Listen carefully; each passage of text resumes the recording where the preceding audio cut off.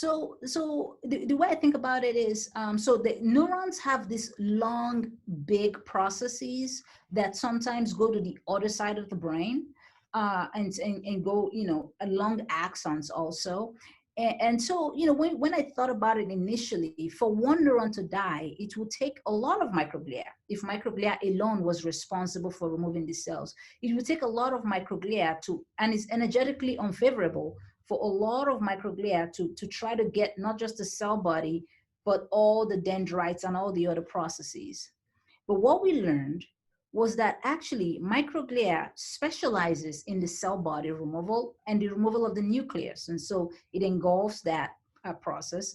But then when you think about all the other branches of the neuron that can form debris and just literally clog the entire system, then you have cells that are present, that are there, called astrocytes, that they don't move around, but they just kind of engulf the small particles, which are the small branches of the neurons that could be even on the other side of the brain, contralateral or farther than the cell body, and they remove that. So that brings an important point, when we think about, professional phagocytes in the brain. Like, it's not just the microglia that are actually working. They work differently. Astrocytes and microglia work differently, and they have their own ways of working, but they work together, and they are both actively removing dead cells. And interestingly, if microglia fails to either because they are not functional, or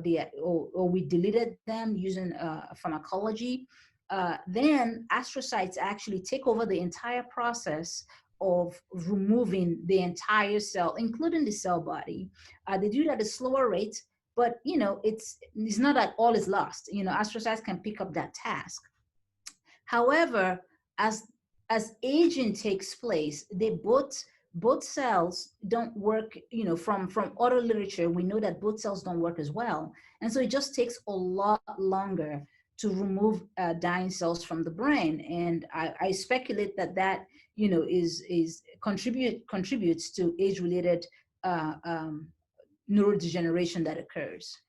So one thing is, what we do notice is that from the study is that the cells die at the same rate as other cells during development and just during adulthood. So is it a problem that these aged microglia and astrocytes just, don't sense the dying cells well, or they, even if they do they not engulf it, phagocytose and engulf it efficiently? Is that why you have debris and dead cells in the brain?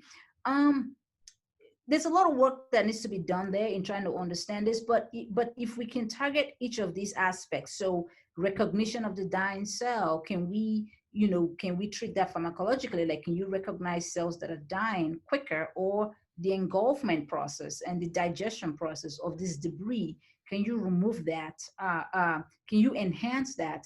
Then maybe you can clear off some of the debris and dead cells and that could be in the brain. And this is important for cell death, but you can imagine myelin, which is a coating around the neurons themselves. These are lipid loads. How can you actually, get microglia and astrocytes to do this more efficiently, to phagocytose and remove such large loads of debris from the brain? So it's something that I am particularly interested in understanding what the molecular mechanisms are for sensing dead cells during aging, for sensing the dead cells, and for processing debris and dead cells from the brain. It's an area of active research currently that I'm particularly interested in.